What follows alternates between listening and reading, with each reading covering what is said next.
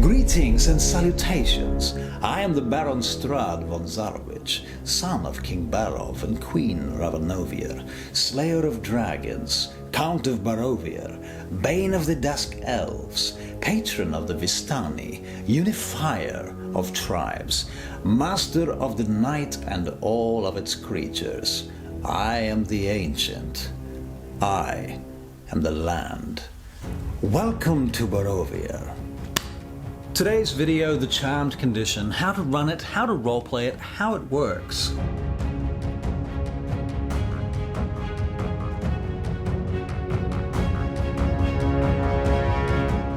Failing your wisdom saving throw against the vampire Strahd, you are now subject to the Charmed Condition. Confused about conditions in D&D5e? Well, you should be. I'm Russell Kirkby and this is D&D5e Fundamentals on Sidariel. Right now we're going through all 15 5e conditions: blinded, charmed, deafened, exhausted, frightened, grappled, incapacitated, invisible, paralyzed, petrified, poisoned, prone, restrained, stunned, unconscious, and with the sole exception of invisible, they're all bad for you. If you disagree with me about how something might work, I'd love to hear your perspective so that we can all learn something together.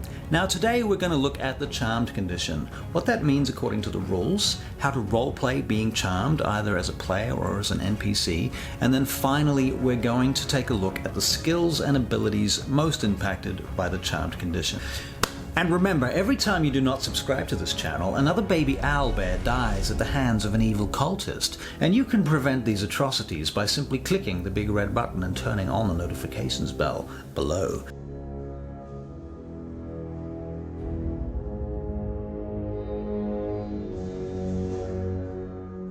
So you failed your wisdom saving throw and you've been charmed. Now, depending on the spell, the caster, the magic item, or whatever the effect is that has caused this can last anywhere from a few seconds to a few years, and in some cases there's not a lot you can do about it without some high-level help. Note, there are very few spells that will remove the Charmed Condition.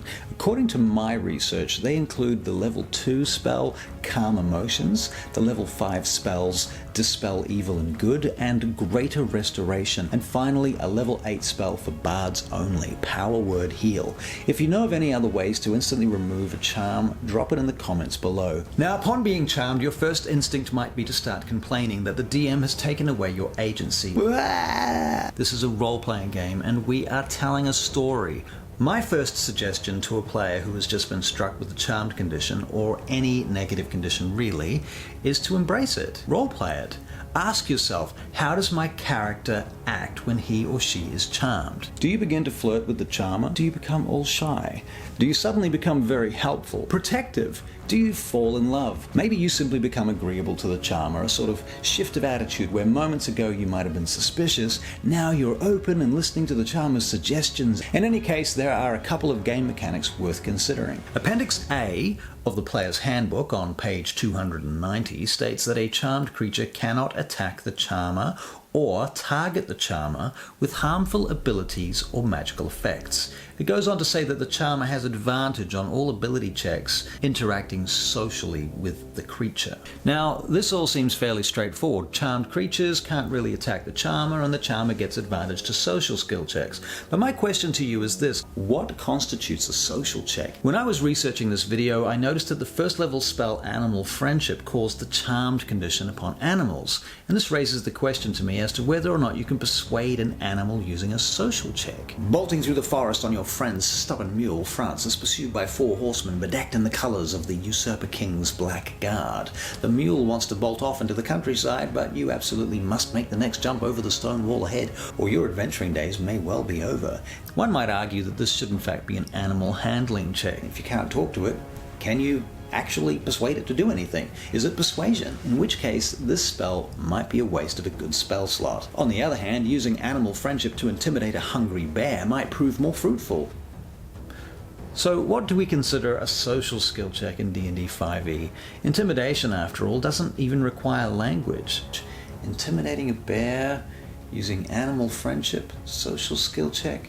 Does that even make sense? Well, if you ask me, and I'm just one DM, the only skill checks that you can get advantage on with the Charmed Condition are going to be Deception, Insight, standard intimidation checks that use Charisma and not Strength, performance checks, and finally Persuasion checks. That's a total of 5 skill checks. Tell me in the comments below if you can think of a reason why someone might get advantage on a skill check that I didn't include here. And while you're there, make a saving throw against my natural charm to see if you can avoid clicking subscribe. Click the big red button and the bell. Yes, you must subscribe. It is in your best interests to subscribe. It is your destiny. Haha, got you that time, didn't I? Yeah, finally got you.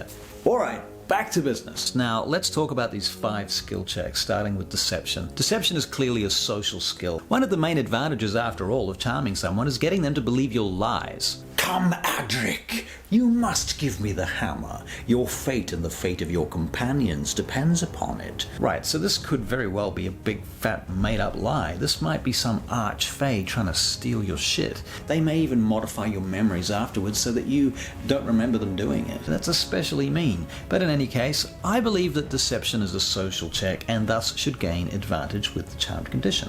Insight. While the charmed creature is not in a position to lie easily, they may do so in order to please the charmer, and insight will help determine the charmed individual's true intentions. This also includes picking up on their body language and subtle social clues that may give away their next move. Thus, I would give advantage to the charmer for most insight checks. Now, intimidation is a kind of an anti-social skill actually in real life. The transition between these contrasting states may well throw someone off guard, just enough to give the charmer an unexpected edge. However, this kind of passive-aggressive behavior may only work once. Some DMs may rule that intimidation could cause the charmed effect to come to a halting end, putting a stop to any further shenanigans. You could find that trying to persuade someone to do something using charisma after hinting at a violent and sticky end might not play out too well. Now, this might be a good place to point out that many DMs and storytellers, myself included, will often use a sliding scale where a social encounter has more in common with a combat scene with multiple checks and challenges. These various checks may shift the NPC's attitude in either direction along an axis, with hostile at one end and awestruck at the other. Now, depending on the DM, this axis might include a number of other states along the way, such as antagonistic, indifferent, curious, friendly, and so on, before finally causing the NPC to become totally awestruck. An NPC might start out as hostile and be moved by a number of grueling skill checks to become friendly and helpful. Some DMs might expect you to at least try and roleplay your way through this ordeal. Others might be satisfied to run the scene mechanically.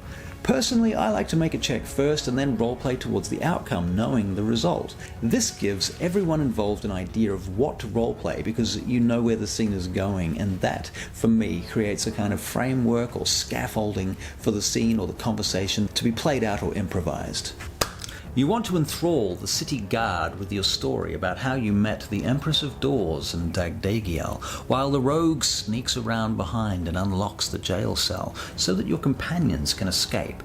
This is a performance check, and charming the guard will give you advantage on this roll in order to keep his attention focused directly and intently on you. Just remember, not all charms are equal. Some charms will leave the charmed person, monster, or beast aware that you have been messing with their heads, and that could lead to a somewhat hostile reaction once the charm wears off. You want to persuade the foreman of the dig site to grant you entry to the ancient Ostorian ruins. You're going to need a good argument. That argument will only have to be half as good when you have advantage. In some cases, this whole business of persuasion or gaining social advantage can be entirely moot. Higher level spells, such as Dominate Person, for example, basically will allow you to remote control the victim. If they fail their save, they become the puppet of the caster. There's no social skill checks involved. Just remember, what's good for the goose, however, is also good for the gander. What you can do to an NPC, the DM can do to you. Before we wrap up, I want to give you some final thoughts about role-playing conditions and making non-standard skill checks. Again, if you have a different idea or you can think of a way some other skill check might be considered social for the purposes of gaining advantage with a charm, drop me a line in the comments below. And also, while you're down there, think of the owlbears and hit subscribe. Because remember, every time you do not subscribe, another owlbear dies at the hands of an evil cultist. Alright, so last but not least, when setting DCs for social skill checks, or if you're a player making a case for your character, I would also take into account a person's occupation, their reputation, their social standing. A clever artificer with a high intelligence is more likely to convince the king of a course of action involving multiple moving parts and myriad arcane forces than even the most charismatic rogue, who can probably talk very quickly but is likely to be caught using made-up words. Basically, I'm suggesting that certain characters will have an air of authority when it comes to certain subjects. No matter how good a talker you are, I'm still more likely to believe a wizard than a rogue when it comes to the subject of magic. Or probably any subject, really. Yeah. Alright, thank you for watching, and we'll see you next time on D&D5e Fundamentals, where we will be covering the deafened condition. Yes, they are very evil, the cultists, and they kill the owlbears. They like to find people that do not subscribe to the channel, and they kill the owlbears. They murder the owlbears.